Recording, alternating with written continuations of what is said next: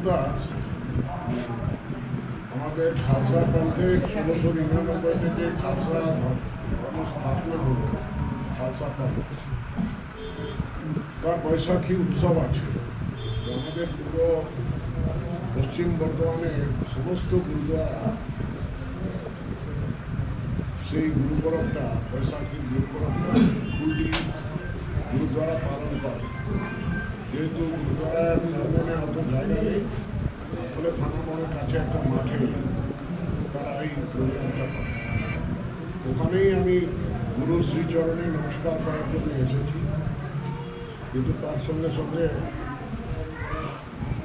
আমাদের কার্যকর্তাদের একটু আগ্রহ ছিল যে মাঝপথে ওখানে পৌঁছার আগে মাঝপথে যদি একটা লোকের সঙ্গে সম্পর্ক হয়ে জনসম্পর্ক হয়ে যায় তো সেটা ভালো।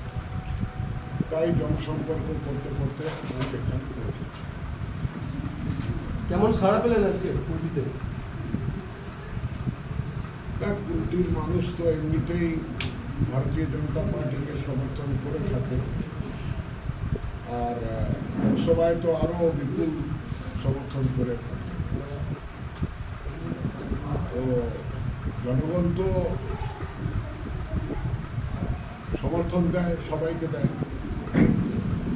যেমন ছাড়া আমি পাবো তেমনি সমস্ত দল পাবে, কেন এটা ইলেকশনের বেলা। কিন্তু মানুষের চোখে মুখের ভাষাটা বুঝলে বোঝা যায় যে তারা কি করতে যাচ্ছে। কুলটির কাজকর্ম কি এই অফিস থেকেই আপনি পর্যালোচনা করবেন নির্বাচনী কাজকর্ম? হ্যাঁ, কুলটির নির্বাচনী কাজকর্ম কি এই অফিস থেকেই আপনি দেখাশোনা করবেন, পর্যালোচনা করবেন? এটা আমাদের এমএলএ সাহেবের অফিস। হ্যাঁ, এখানে ওনার অফিস আছে, তাই জন্য এখানে শেষ করলাম। শেষ করে এখান থেকে ফিরে যাবে সবাই। আজকে এটা উদ্বোধন হবে নাকি? অফিসটা আছে তো উদ্বোধন নতুন করে কি হবে? না, উদ্বোধন করার জন্য আসিনি। এটা ওনার নিজের অফিস আছে, এটা as a MLA owner office. তো আমি সেখানেই উনি বললেন যে আপনি এসে একটু ফ্রেশ হয়ে যান। তাই তৃণমূল প্রার্থী শত্রুঘ্ন সিনহা বলেছেন যে উপনির্বাচনে যে ভোটে যদি তার থেকে বেশি ভোটে জয়লাভ করবে। কিন্তু জনগণ বলে, আমি তো কালকেও নিজের প্রেস কনফারেন্সে বলেছি, মানুষকে জিত আর হারের ফয়সলাটা জনগণের হাতে ছেড়ে দেওয়া উচিত। এর ফয়সলাটা ওরাই করে। এটা তো জুয়া নয়, এটা ঘোড়ার রেস নয় যে আমি আমার টিকিটটা কিনবো, যে আমার ঘোড়া জিতলে এত টাকা পেরোবে। এটা নির্বাচন, আর নির্বাচনে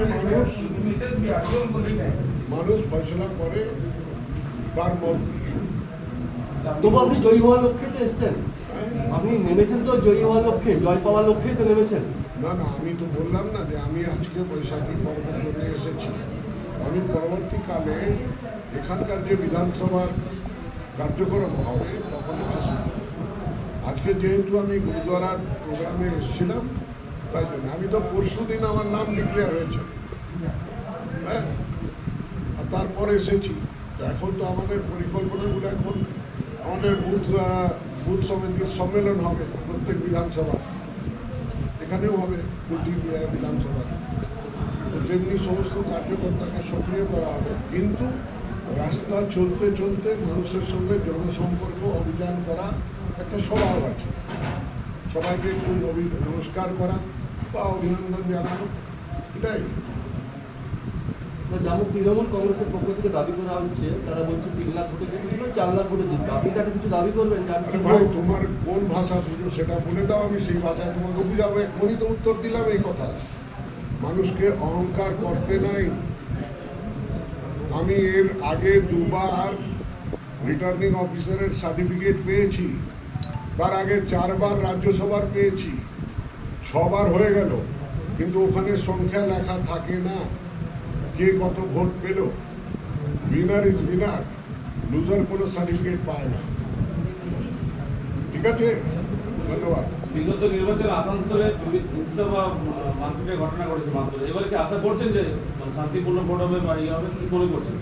আপনারা দেখেছেন দেখি আমি যখন দার্জিলিংয়ে নির্বাচন লড়েছি আমি কোনো হিংসাকে প্রশ্রয় দিই না, আর এখনো দেব না। দুর্গাপুরের নির্বাচনেও আমার এলাকায় 42টা জায়গার মধ্যে 41টা জায়গায় মারপিট হয়েছে, আমার এলাকায় মারপিট হয় না। কারণ কি আমি এটাকে প্রশ্রয় দিই না। জনগণের নিজের অধিকার আছে, তার কাছ থেকে তার অধিকারটা কেউ জোর জবরদস্তি কেড়ে নিতে পারবে না।